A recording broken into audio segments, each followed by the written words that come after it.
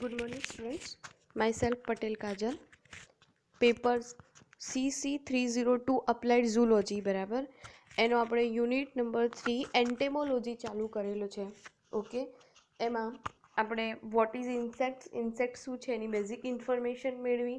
એના પછી ઇન્સેક્ટના એટલે કે કીટકોના મુખાંગો બરાબર કયા કયા પ્રકારના જોવા મળે છે, તો આપણે 5 પ્રકારના જે મુખાંગો જોવા મળે છે એની વાત કરી. હવે આજે આપણે નવો ટોપિક ચાલુ કરશું. એ શું છે? કીટકોમાં રૂપાંતરણ, મેટામોર્ફોસિસ બરાબર. Types of insects metamorphosis. Metamorphosis એટલે રૂપાંતરણ. ઓકે, એટલે કે કીટકોમાં રૂપાંતરણ એટલે શું? પહેલાં તો એ વર્ડ સમજીએ. તો જ્યારે કીટક અથવા ઉભયજીવી ઘણા જે લોઅર એનિમલ્સ છે બરાબર, એમાં જોવા મળે છે રૂપાંતરણની ઘટના. એટલે કે શું? ફોર એક્ઝામ્પલ આપણે કીટકનું લઈએ. ઓકે, તો આપણે એક્ઝામ્પલમાં બટરફ્લાય લઈએ બરાબર. હવે આ બટરફ્લાય છે એ પ્રજનન કરી અને ઈંડા મૂકશે બરાબર. હવે એ ઈંડાનું શું કરશે? હેચલિંગ થશે બરાબર. અને એમાંથી જે શું નીકળશે? આપણે કહીએ છીએ બાળ પતંગિયા ઉત્પન્ન થાય છે. પણ ઈંડામાંથી જે સજીવ નીકળે છે એ જે પુખ્ત પતંગિયું અથવા પતંગિયું હોય છે એના જેવું દેખાતું નથી. એ રૂપાંતરણની ક્રિયા કરી એટલે કે અમુક સ્ટેજમાંથી એ ગુજરે છે અને એના પછી શું થાય છે? એ પતંગિયા જેવું દેખાય છે બરાબર. એટલે જો તમે જોયું હોય પતંગિયામાં મેટામોર્ફોસિસ, તો પહેલાં ઈંડા હશે બરાબર. ઈંડામાંથી એક ઈયળ જેવું નીકળશે. ઓકે, એને શું કહેવાય? કેટરપિલર. અને આ કેટરપિલર એ ઈયળ જેવું હોય છે અને એક ખાવધરી અવસ્થા હોય છે. એટલે કે સતત એ ખાતું જ રહેતું હોય છે બરાબર. એના પછી એ પ્યુપામાં ફેરવશે બરાબર. અને એના પછી પુખ્ત પતંગિયું બનશે બરાબર. એટલે આ શું થયા? અલગ અલગ એના 4 સ્ટેજ થયા. ઓકે, 3 સ્ટેજમાંથી પસાર થશે અને પછી પુખ્ત પતંગિયું બનશે. તો આ જે 3 સ્ટેજમાંથી પસાર થયું, તો એ વખતે શામાં ચેન્જીસ આવ્યો? તો એની જે બોડીની રચના છે બરાબર, એની ફિઝિયોલોજીમાં ચેન્જીસ આવ્યો, એની એના મોર્ફોલોજીકલ ચેન્જીસ આવ્યો બરાબર. તો આ બધી રચનાઓમાં એમાં શું થયું? એનો ફેરફાર આવ્યો અને છેલ્લે એ પુખ્ત એટલે કે પ્રજનનક્ષમ બનશે બરાબર. પહેલાં એ ઇમેચ્યોર હતું, મેચ્યોર નહોતું. ઓકે, જુવેનાઇલ કહેવાય એને બરાબર. અને પછી એ એડલ્ટ બનશે એટલે કે પુખ્ત બનશે. ઓકે, તો આ જે આખું ચક્ર છે, આખું જીવન ચક્ર અથવા આખી ઘટના છે, એને શું કીધું? મેટામોર્ફોસિસ. ઓકે, તો રૂપાંતરણ એટલે શું? કે કોઈ પૂછે તો તમે કઈ રીતે કહેશો? કે જે કીટક છે બરાબર, એમાંથી જે ઈંડામાંથી જે બાળ પ્રાણી બહાર નીકળે છે, ઓકે, તો એ પ્રાણી એ પુખ્ત કીટક જેવું દેખાતું નથી. એ પુખ્ત કીટક જેવું દેખાવા માટે એની શરીરમાં અમુક ચેન્જીસ થતા હોય છે. મોર્ફોલોજીકલ ચેન્જીસ હોય, ફિઝિયોલોજીકલ પણ ચેન્જીસ હોય. અને આ ચેન્જીસમાંથી પસાર થઈ અને એ પુખ્ત કીટક જેવું બને છે બરાબર. આ માટે શું જવાબદાર છે બરાબર? ક્વેશ્ચન થાય. મેં પહેલાં કહી તો દીધું કે અહીંયા ચેન્જીસ થાય છે, પણ ચેન્જીસ શાના આધારે થાય છે? તો હોર્મોન્સ એટલે અંતઃસ્ત્રાવ બરાબર. મેટામોર્ફોસિસ માટે અલગ અલગ પ્રકારના હોર્મોન્સ હોય છે. અને આ હોર્મોન્સનું જ્યારે આમ રૂપાંતરણની ઘટના થતી હોય ત્યારે આવા પ્રકારના હોર્મોન્સનું પ્રમાણ વધુ હોય છે. અને આ હોર્મોન્સના આધારે રૂપાંતરણની પ્રક્રિયા એટલે કે એમાં અમુક ચેન્જીસ થતા હોય છે. હવે કયા કયા હોર્મોન્સ છે એ આપણે ઇન ડિટેલમાં જોઈશું બરાબર. જ્યારે આપણે થિયરી સ્ટેપ બાય સ્ટેપ જોઈશું એટલે જોઈશું. પણ એટલું યાદ રાખો કે જે મેટામોર્ફોસિસ છે એ હોર્મોન્સને કારણે થાય છે બરાબર. એમાં જવાબદાર કોણ છે? હોર્મોન્સ. ઓકે, બીજું એક્ઝામ્પલ લઈએ તો તમે દેડકામાં જોયું હોય બરાબર. દેડકો પણ ઈંડા મૂકશે, એમાંથી ટેડપોલ આવશે બરાબર. ટેડપોલમાં અલગ અલગ રચનાઓ છે. ટેડપોલ પાણીમાં રહે બરાબર, તો એમાં ઝાલર જોવા મળે છે, પૂંછડી જોવા મળે છે. ઓકે, એના પછી એ ટેડપોલ જ્યારે ધીમે ધીમે પુખ્ત થાય છે, તો પુખ્ત દેડકો એ ક્યાં રહે છે? જમીન ઉપર રહે છે બરાબર. તો હવે એ જમીન ઉપર રહ્યો તો એને ઝાલરની કોઈ જરૂર નથી. એને શાની જરૂર છે? ફેફસાની જરૂર છે, બરાબર. અને પૂંછડીની પણ કોઈ જરૂર નથી. તો જેની જરૂર નથી એ અંગો નાશ પામશે, અને જેની જરૂર છે એ અંગો શું થશે? વિકસશે. તો આ શું થયું? રૂપાંતરણ. એક જે અવસ્થા હતી એમાંથી બીજી અવસ્થામાં એ પરિવર્તિત થઈ, તો એને શું કહ્યું? રૂપાંતરણ. ઓકે. તો અહીંયા ફક્ત આપણે કીટકોમાં રૂપાંતરણની વાત કરવાની છે. ઓકે. આઈ હોપ તમે બધાને ખબર પડી ગઈ છે કે રૂપાંતરણ એટલે શું. ઓકે. હવે રૂપાંતરણના અલગ અલગ પ્રકાર છે. ઓકે. એના મેન બે પ્રકાર, એ મેટામોર્ફોસિસ એન્ડ મેટામોર્ફોસિસ, બરાબર, અથવા એ મેટાબોલા અને મેટાબોલા. હવે એ મેટાબોલા એટલે જેમાં મેટામોર્ફોસિસ એટલે કે રૂપાંતરણની કોઈ પ્રક્રિયા જોવા મળતી નથી. એટલે કે એમાં શું હશે કે જે ઈંડું હશે, બરાબર, એ ઈંડામાંથી જે પ્રાણી નીકળે છે, જે સજીવ નીકળે છે, એ તમે જોશો તો એ બાહ્યાકાર વિદ્યાએ એ પુખ્ત કીટક જેવું જ લાગશે, પણ એનું કદ શું હશે? નાનું હશે. બસ એના કદમાં, રંગમાં ફેરફાર હશે. બાકી તમે જો એને જોશો તો એ પુખ્ત કીટક જેવું જ દેખાશે. ઓકે. તો એને શું કીધું? એ મેટામોર્ફોસિસ અથવા એ મેટાબોલા. હવે મેટાબોલામાં શું થશે? એમાંથી જે ઈંડામાંથી જે બાળ પ્રાણી નીકળે છે એ પુખ્ત કીટક અથવા પુખ્ત સજીવ જેવું દેખાતું નથી, અને એ પુખ્ત સજીવ જેવું દેખાવા માટે વિવિધ અવસ્થાઓમાંથી પસાર થાય છે, બરાબર. અને આને શું કહેવાય છે? રૂપાંતરણ. ઓકે. તો અહીંયા આપણે ચાલુ કરીએ. Okay. Types of insects metamorphosis.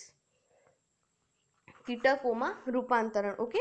તો ઈંડામાંથી બાળ કીટકો બહાર આવે છે એ સમયે સામાન્ય રીતે તેનો દેખાવ પુખ્ત કીટક કરતાં જુદો હોય છે, બરાબર. મેં પહેલાં જ વાત કરી લીધી કે જ્યારે ઈંડામાંથી જે સજીવ બહાર આવે છે એનો દેખાવ અથવા એ પુખ્ત કીટક કરતાં અલગ જ દેખાતું હોય છે, બરાબર. ફોર એક્ઝામ્પલ, જ્યારે પતંગિયાના ઈંડામાંથી પહેલાં ઈયળ જેવું કેટરપિલર બહાર આવશે, બરાબર. તો એ ઈયળ જેવું છે અને પુખ્ત કીટક કેવું છે? બટરફ્લાય. આખું અલગ છે, બરાબર. તમે જોઈ શકો છો. તો આ બંને વચ્ચે એ સેમ દેખાતા નથી. હવે એ જ્યારે એડલ્ટ સુધી પહોંચે તો વિવિધ અવસ્થાઓમાંથી પસાર થાય છે. એને શું કહેવાય છે? રૂપાંતરણ. ઓકે. આથી પુખ્ત અવસ્થા એટલે કે પુખ્ત અવસ્થા પ્રાપ્ત કરવા તેઓ કેટલાક શારીરિક ફેરફારના તબક્કામાંથી પસાર થવું પડે છે, જેને શું કહેવાય છે? રૂપાંતરણ. ઓકે. કીટકની રચના, સ્વરૂપ અને આદતની અપુખ્ત અવસ્થામાંથી ફેરફાર પામીને પ્રજનનક્ષમ પુખ્ત કીટક અવસ્થા ધારણ કરવાની ઘટનાને શું કહેવાય છે? રૂપાંતરણ. અહીંયા રૂપાંતરણની અલગ અલગ ડેફિનેશન આપી છે, બરાબર. એટલે કે જ્યારે ઈંડામાંથી જે બાળ કીટક બહાર નીકળે છે એની આદત પણ અલગ હોય છે, બરાબર, અને એ પ્રજનનક્ષમ હોતું નથી. ઓકે. તો એ જેમ જેમ એ રૂપાંતરણમાંથી પસાર થશે, સમય જશે, એમ શું બનશે? પ્રજનન ક્ષમતા એ ધારણ કરશે. ઓકે. હવે આ રૂપાંતરણની ઘટનામાં મેં પહેલાં જ કીધું કે કદમાં પણ વધારો થાય છે, બરાબર. તો અહીંયા હોર્મોન્સ પહેલાં ક્યાં એફેક્ટ કરે છે? Cell division. ઓકે. એટલે શું થાય છે કે કોષોનું સતત વિભાજન થાય છે, જેના કારણે એનો ગ્રોથ વધે છે, એટલે કે એનું કદ વધે છે, બરાબર. સેલ ડિફરન્શિએશન પણ થાય છે. ઓકે. એટલે કે સેલ વિભેદિત પામે છે, ચોક્કસ પ્રકારનું કાર્ય કરવા માટે વિભેદિત થાય છે. ઓકે. કીટકોના જીવનચક્રમાં અનંત પ્રકારની ભિન્નતાઓ જોવા મળે છે. કીટકોના જીવનમાં મોટાભાગના નોંધપાત્ર ફેરફારો તેના રૂપાંતરણ સાથે સંકળાયેલા છે. એટલે કે તેનો ઈંડામાંથી પુખ્તાવસ્થા સુધીનો વિકાસ કેવી રીતે થાય છે અને કઈ રીતે થાય છે એની આપણે વાત કરીએ છીએ. ઓકે. તો ફર્સ્ટ પેરેગ્રાફમાં આપણે શાની વાત કરી? રૂપાંતરણની જે ડેફિનેશનની વાત કરી, બરાબર, કે રિયલમાં રૂપાંતરણ કોને કહેવાય. ઓકે. હવે આપણે વાત કરીએ રૂપાંતરણના પ્રકાર એટલે કે ટાઈપ્સ ઓફ મેટામોર્ફોસિસ. અહીંયા ફક્ત આપણે ઇન્સેક્ટમાં જ મેટામોર્ફોસિસની વાત કરવાની છે. ઓકે. કીટકના વિકાસના તબક્કામાં બાહ્ય દેખાવમાં થતા નોંધપાત્ર ફેરફારના પ્રમાણના આધારે રૂપાંતરણના પ્રકાર પાડવામાં આવ્યા છે અને રૂપાંતરણના આધારે કીટકોનું વર્ગીકરણ પણ કરવામાં આવે છે. ઓકે, એમાં પહેલો ટાઈપ છે, મેં પહેલાં જ કીધું કે જે કીટકોમાં જે રૂપાંતરણ છે એમાં બે ટાઈપ છે, એમેટાબોલા બરાબર અને મેટાબોલા. ઓકે, અથવા એમેટામોર્ફોસિસ. તો ફર્સ્ટ છે એમેટાબોલા. કેટલાક કીટકો રૂપાંતરણની ઘટના દર્શાવતા નથી. કેમ નથી દર્શાવતા જોઈએ. આવા કીટકોમાં માદા ઈંડા મૂક્યા બાદ તરત જ અને કેટલીક વખત માદાના શરીરમાં જ બાળ કીટક બહાર આવી જાય છે બરાબર. અને એ જે કીટક છે, જે નવજાત બાળક આવ્યું છે, નવજાત કીટક એ કદ, રંગ, ઉપાંગો વગેરે લક્ષણો સિવાય દેખાવમાં પુખ્ત કીટક જેવું હોય છે. એટલે કે અહીંયા શું કહેવા માંગે છે કે જે માદા છે એ ઈંડા મૂકે છે બરાબર, અથવા ઘણીવાર એવું થાય કે માદાના શરીરમાંથી જ ઈંડામાંથી બાળક બહાર આવે છે. ઓકે, જો ઈંડા બહાર મૂકે તો ઈંડામાંથી જે સજીવ બહાર આવે છે એ સજીવ પુખ્ત કીટક જેવું જ હોય છે, પણ એમાં શું ડિફરન્સ હોય કે એનું કદ કેવું હોય, નાનું બરાબર. પુખ્ત કીટકનું કદ મોટું હોય પણ બાળ કીટકનું કદ નાનું હોય. એનો રંગ થોડો ડિફરન્ટ હોય અને એના ઉપાંગોમાં પણ ડિફરન્સ હોય. ઓકે, આ ત્રણ લક્ષણ સિવાય એ પુખ્ત કીટક જેવું લાગે છે. ઓકે, તે ઘણી વખત નિર્મોચન પામીને વૃદ્ધિ પામીને કાર્ય અને જાતીય રીતે પુખ્ત કીટક બને છે. એટલે શું કીધું કે આવા કીટકો એ નિર્મોચન. હવે નિર્મોચન એટલે શું, તો મેં તમને પહેલાં જ નિર્મોચનની વાત કરી હતી, ફરીથી કરી લઈએ. નિર્મોચન એટલે કે જે સજીવ છે એ એના જીવન દરમિયાન એના જે બાહ્ય કવચનો સમયાંતરે ત્યાગ કરતું હોય છે. તો એ ત્યાગ કરે છે એને શું કહેવાય છે, નિર્મોચનની ઘટના બરાબર. ફોર એક્ઝામ્પલ, તમે જો દરિયા કિનારે ગયા હોય તો ઘણીવાર કરચલાના ઉપરના કવચ પડ્યા હોય છે ખાલી બરાબર. તો એ શું છે, એ અમુક સમયે એ કરચલા છે એનું બહારનું જે કવચ છે, બાહ્ય કવચ, એનો ત્યાગ કરી દે છે બરાબર. તો એ ઘટનાને શું કીધું, નિર્મોચન. ફોર એક્ઝામ્પલ, જે સાપ છે બરાબર, તમે એની સાપની કાંચળી જોઈ જશે. ઓકે, તો એ કાંચળી પણ શું છે, એ સમયાંતરે સાપ શું કરે છે, એનું બાહ્ય કવચ જે છે એનું શું કરે છે, ત્યાગ કરે છે. તો આ ઘટનાને શું કહેવાય છે, નિર્મોચન. સેમ અહીંયા પણ રૂપાંતરણની ઘટનામાં જે બાળ પ્રાણી છે સતત નિર્મોચનની ક્રિયા કરી અને પુખ્ત કીટકમાં ફેરવાય છે. ઓકે, સામાન્ય રીતે પાંખ વગરના કીટકોમાં આવી ઘટના જોવા મળે છે. For example, silverfish, spring tail કીટક. ઓકે, સિલ્વરફિશ અને સ્પ્રિંગ ટેલ કીટકમાં એ મેટાબોલા પ્રકારનું મેટામોર્ફોસિસ જોવા મળે છે બરાબર. ઘણીવાર તમને એક્ઝામમાં જે એક્ઝામ્પલ જે આપ્યા છે કીટકના નામ, એના આધારે પણ ક્વેશ્ચન પૂછે બરાબર. એમ પૂછે કે સિલ્વરફિશમાં કયા પ્રકારનું રૂપાંતરણ જોવા મળે છે એ વર્ણવો. તો અહીંયા તમને આવડવું જોઈએ કે સિલ્વરફિશમાં એ મેટામોર્ફોસિસ પ્રકારનું રૂપાંતરણ જોવા મળે છે. ઓકે, અને પછી એને વર્ણવવાનું. હવે હું એમની ફિગર બતાવી લઉં. ઓકે, તમે જોઈ શકો છો અહીંયા આ એ મેટામોર્ફોસિસ છે. અહીંયા આ શું છે, એગ છે બરાબર. હવે એગમાંથી તમે જોઈ શકો છો, એગમાંથી બાળ કીટક નીકળ્યું. આ બાળ કીટક એ આ પુખ્ત છે, પુખ્ત કીટક છે બરાબર. તો એના જેવું જ છે, તમે જોઈ શકો છો. પણ શું ડિફરન્સ છે, એનું કદ કેવું છે, નાનું છે બરાબર. કદ કોનાથી નાનું છે, આ પુખ્ત કીટકથી. બાળ કીટકનું કદ નાનું છે. હવે ધીરે ધીરે એ નિર્મોચનની ઘટના કરી, ધીરે ધીરે એનું કદ શું થશે, વધશે બરાબર. અને પછી લાસ્ટમાં એ પુખ્ત કીટકમાં ફેરવાશે બરાબર. તો અહીંયા ખબર પડી ગઈ કે એ મેટામોર્ફોસિસમાં કઈ ઘટના થાય છે. ઓકે, તમે અહીંયા જોઈ શકો છો, આ બાળ પ્રાણી છે, આ પુખ્ત કીટક છે. બંનેમાં કયો ડિફરન્સ જોવા મળે છે, ફક્ત એનું કદ. ઓકે, બાકી તમે બાહ્યાકાર રીતે જુઓ તો એ સેમ જ લાગતા હોય છે. ઓકે, ચલો એના પછી આપણે નેક્સ્ટ જોઈએ. સેકન્ડ ટાઈપ છે મેટાબોલા. ઓકે, ફર્સ્ટ ટાઈપ જોયો. હવે સેકન્ડ ટાઈપ મેટાબોલા. તો મેટાબોલામાં ઘણા પેટા પ્રકારો પડે છે, એ આપણે પેટા પ્રકાર 1 by 1 જોઈશું. ઓકે, તો પહેલાં મેટાબોલા એટલે શું? તો આધુનિક પ્રકારના પાંખવાળા કીટકોમાં વૃદ્ધિ અને વિકાસ દરમિયાન સ્વરૂપ અને કદમાં સ્પષ્ટ ફેરફાર જોવા મળે છે ને રૂપાંતરણના સંદર્ભમાં તે નીચેના પેટા પ્રકાર પડે છે. એટલે કે મેટાબોલામાં કયું એક્ઝામ્પલ આવે? જે મેં પતંગિયાવાળું એક્ઝામ્પલ આપ્યું હતું, બરાબર. આમાં આવે જ છે પતંગિયાવાળું એક્ઝામ્પલ. હું તમને ફિગર બતાવીશ એટલે તમને ખબર પડશે. તો પતંગિયાવાળા એક્ઝામ્પલમાં શું હતું કે ઈંડામાંથી પહેલું કેટરપિલર નીકળે છે અથવા ઈયળ જેવું સજીવ છે, અને ઈયળ અને જે પુખ્ત સજીવ કેવું છે પતંગિયું, એ બંને અલગ અલગ છે. એની રચના પણ, એનું બાહ્યાકાર રચના પણ કેવી છે? અલગ છે. એ ઘણા બધા રૂપાંતરણોમાંથી પસાર થઈ અને છેવટે એ પતંગિયું બને છે, બરાબર. પણ એ મેટાબોલામાં કેવું હતું? જે બાળ પ્રાણી છે એ પુખ્ત પ્રાણી જેવું છે, પણ ફક્ત એનું કદ નાનું છે. ઓકે, અહીંયા એવું નથી, અહીંયા સજીવ જ આખું અલગ હશે. ઓકે, હવે એમાં જોઈએ. ફર્સ્ટ છે પ્લુરોમેટાબોલા. ઓકે, એનું બીજું નામ છે ગ્રેડ્યુઅલ મેટામોર્ફોસિસ, એટલે કે ધીમે ધીમે એમાં ચેન્જીસ આવતા હોય છે, બરાબર. તો એમાં જોઈએ, એમાં આપણે વંદાની વાત કરી શકીએ. ઓકે, તો એમાં શું હોય છે? કેટલાક કીટકોના રૂપાંતરણમાં વિકાસની ક્રિયા સરળ, ધીમી અને સીધા બાહ્ય દેખાવમાં ફેરફાર સાથે સંકળાયેલી હોય. એટલે કે તમે બહારથી જ જોઈ શકો કે હા ભાઈ, આમાં રૂપાંતરણની ક્રિયા જોવા મળે છે. ઓકે, ઈંડામાંથી બહાર આવતા બાળકને નિમ્ફ કહે છે. જે ઈંડામાંથી બહાર આવ્યું બાળ પ્રાણી, એને શું કહેવાય છે? નિમ્ફ. હવે નિમ્ફ એટલે શું?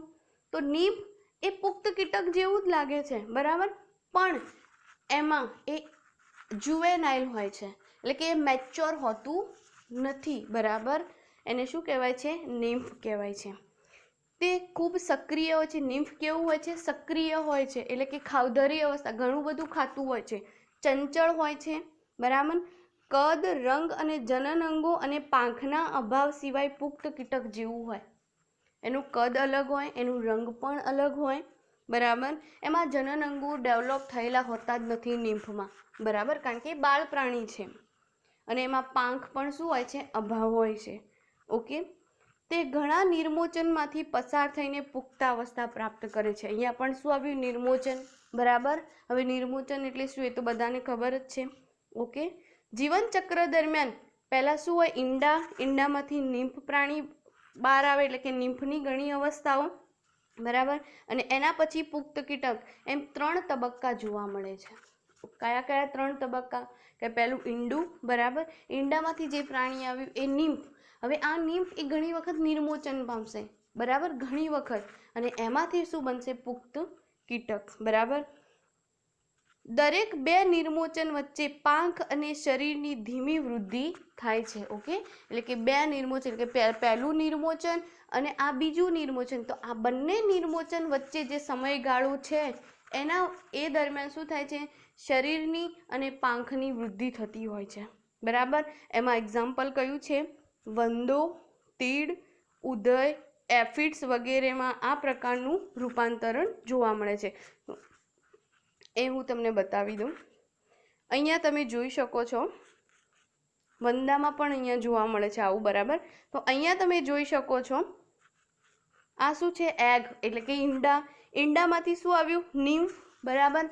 હવે આ નિમ્ફ શું થશે? નિમ્ફમાં મેં પહેલાં જ વાત કરી, ઘણા નિર્મોચનની અવસ્થાઓ થશે. તો આ પણ નિમ્ફ છે, આ પણ નિમ્ફ છે, બરાબર. અને એમાંથી પછી નિમ્ફમાંથી શું બનશે? એડલ્ટ, બરાબર. તો આ કયું છે? પ્લુરોમેટામોર્ફોસિસ. ઓકે, આ વંદામાં પણ આ જોવા મળે છે. આ પ્રકારનું રૂપાંતરણ વંદામાં પણ જોવા મળે છે. તો અહીંયા પણ તમારે જે કીટકના એક્ઝામ્પલ આપેલા છે એ તમારે યાદ રાખવા પડશે, બરાબર. કે કયા કયા એક્ઝામ્પલ? ફોર એક્ઝામ્પલ તમને એમ પૂછી શકે કે ઉદયમાં કયા પ્રકારનું રૂપાંતરણ જોવા મળે છે તે વર્ણવો. તો તમને આવડવું જોઈએ કે ઉદયમાં પ્લુરોમેટામોર્ફોસિસ જોવા મળે છે, બરાબર. જો તમને ખબર જ નહીં તો કયું વર્ણવશો? ઓકે, તો અહીંયા જે ઇન્સેક્ટ્સના જે એક્ઝામ્પલ આપે છે એ પણ તમારે યાદ રાખવાના. ઓકે, એના પછીનો સેકન્ડ ટાઈપ છે હેમીમેટાબોલા. ઓકે, ફર્સ્ટ ટાઈપ આપણે જોયો, આ શાના પેટા પ્રકાર છે? મેટાબોલાના પેટા પ્રકાર છે, બરાબર. હવે પેટા પ્રકાર 2 જોઈએ, હેમીમેટાબોલમ. તો આમાં શું થાય છે? આ પણ કયું છે? ઇનકમ્પ્લીટ મેટામોર્ફોસિસ, અપૂર્ણ મેટામોર્ફોસિસ આમને કહેવાય છે. તો આ અપૂર્ણ પ્રકારના રૂપાંતરણમાં ઈંડામાંથી બાળ કીટક બહાર આવ્યા બાદ પુખ્તા અવસ્થા પ્રાપ્ત કરે ત્યાં સુધી જલીય માધ્યમમાં હોય છે. એટલે શું કહે છે કે જેવું ઈંડું છે, ઈંડામાંથી જે પ્રાણી બહાર આવે છે, બરાબર, એ મેચ્યોર નથી, બરાબર, પુખ્ત નથી, બાળ પ્રાણી છે. તો જ્યાં સુધી એ પુખ્તા અવસ્થા પ્રાપ્ત કરે ત્યાં સુધી એ ક્યાં રહે છે? પાણીમાં. ફોર એક્ઝામ્પલ, જે દેડકામાં જોવા મળે છે, દેડકામાં ટેડપોલ ક્યાં રહેતા હોય છે? પાણીમાં. એવી જ રીતે કીટકોમાં પણ એવી એક અવસ્થા જોવા મળે છે કે જ્યાં સુધી એ પોતાની પુખ્તા અવસ્થા પ્રાપ્ત ન કરે ત્યાં સુધી એ પાણીમાં રહેતું હોય છે, બરાબર. હવે જો એ પાણીમાં રહે તો એના માટે એ રીતે એની શરીર રચના ડેવલપ કરશે, બરાબર, કારણ કે એનું એન્વાયરમેન્ટ આખું ચેન્જ થઈ ગયું ને, પાણીમાં રહેવાનું છે. ઓકે, આ અપૂર્ણ પ્રકારના રૂપાંતરણમાં ઈંડામાંથી બાળ કીટક બહાર આવ્યા બાદ પુખ્તા અવસ્થા પ્રાપ્ત કરે ત્યાં સુધી જલીય માધ્યમમાં હોય છે, જેને શું કહે છે? નાઇડ, બરાબર. એ જે બાળ પ્રાણી છે એને શું કહે છે? નાઇડ. તો અહીંયા તમારે 2 નામ આવશે, આગળમાં નિમ્ફ હતું, અહીંયા શું છે? નાઇડ. હવે નાઇડમાં કઈ કઈ રચના જોવા મળે છે એની વાત કરીએ તો એ જાલર દ્વારા શ્વસન કરવા ઉપરાંત તેની અન્ય આદતો પણ જલીય માધ્યમને અનુરૂપ હોય છે. એટલે કે એ જાલરોનો વિકાસ કરે છે જલીય માધ્યમમાં, બરાબર. જલીય માધ્યમમાં જીવન ટકાવી રાખવા માટે જે શરીરમાં અલગ અલગ રચનાઓ આવેલી હોય છે એવી રચનાઓ આ નાઇડમાં આવેલી હોય છે, બરાબર. ઓકે, જ્યારે પુખ્તા અવસ્થા સ્થળચર હોય છે, પુખ્તા અવસ્થા કેવી હોય છે? જમીન ઉપર રહે છે, ઓકે, પુખ્ત હોય ત્યારે, અને શ્વસન માટે શ્વાસ નલિકા વિકાસ પામે છે. હવે તમને ખબર જ છે કે જમીન ઉપર ઝાલરોનો કોઈ યુઝ થાય નહીં, એના માટે આપણે શ્વાસ નલિકા જેવી રચના વિકસાવવી પડે. તો અહીંયા શ્વાસ નલિકા જોવા મળે છે. બાળ કીટક કદ, પાંખ, રંગ સિવાય પુખ્ત કીટક જેવું જ હોય છે, પરંતુ તેનો દેખાવ સંપૂર્ણપણે પુખ્ત કીટકને મળતો આવતો નથી. અહીંયા ધ્યાન રાખો કે જ્યારે બાળ કીટક હોય છે એ પુખ્ત ના હોય ત્યારે એનો દેખાવ એ પુખ્ત કીટક જેવો હોતો નથી. જ્યારે તે પુખ્તા અવસ્થાએ પહોંચે ત્યારે તે નજીકના વૃક્ષ કે અન્ય સૂકી જગ્યાએ જાય છે અને શરીર સુકાયા બાદ તેના પૃષ્ઠભાગેથી બાહ્ય કંકાલ શું કરે છે? તૂટે છે અને પછી શું થાય છે? પુખ્ત થાય છે, બરાબર. આવું રૂપાંતરણ ડ્રેગન ફ્લાય, મે ફ્લાય, સ્ટોન ફ્લાયમાં જોવા મળે, એટલે કે ટૂંકમાં ફ્લાયમાં જોવા મળે છે. હવે અહીંયા હું તમને બતાવી દઉં, આ શું છે? હેમીમેટાબોલા, બરાબર. આ હેમીમેટાબોલા છે. હવે તમે અહીંયા જોઈ શકો છો, આ ઈંડામાંથી આ જે નાઇટ્સ આવ્યા છે એ તમે જોઈ શકો છો, વોટરમાં બતાવ્યા છે, બરાબર. હવે એ જેમ જેમ પુખ્તા અવસ્થા પ્રાપ્ત કરશે તો જ્યારે એ પુખ્તા અવસ્થાએ પહોંચતું હશે ત્યારે શું કરશે? એ સૂકી જગ્યાએ, જે જમીન ઉપર સૂકી જગ્યાએ જશે, બરાબર, અને એનું બાહ્ય કંકાલ, બરાબર, એનો શું કરશે? ત્યાગ કરશે અને પછી એ શું બનશે? પુખ્ત અવસ્થા, એટલે કે એડલ્ટ બનશે. તો અહીંયા આ એનું જીવન ચક્ર છે, જોઈ શકો છો. અહીંયા ઈંડા છે પાણીમાં, નાઇટ્સ પણ પાણીમાં રહે છે, પછી એ ક્યાં જાય છે?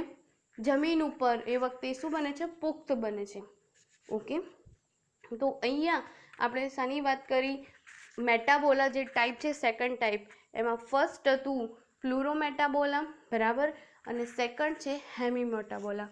ઓકે, એના પછીના આપણે નેક્સ્ટ લેક્ચરમાં બીજા પેટા પ્રકારની વાત કરશું. ઓકે, પણ અહીંયા આપણે જે ટાઈપ જોયા છે એમાં તમારે એક્ઝામ્પલ સાથે યાદ રાખવાનું, બરાબર. અહીંયા પણ હેમીમેટાબોલામાં પણ ફ્લાયની એક્ઝામ્પલ આપ્યા હતા, ડ્રેગન ફ્લાય, મે ફ્લાય, સ્ટોન ફ્લાય. ઓકે, તો આ ફ્લાયના નામના આધારે પણ તમને પૂછી શકે છે. Okay, thank you.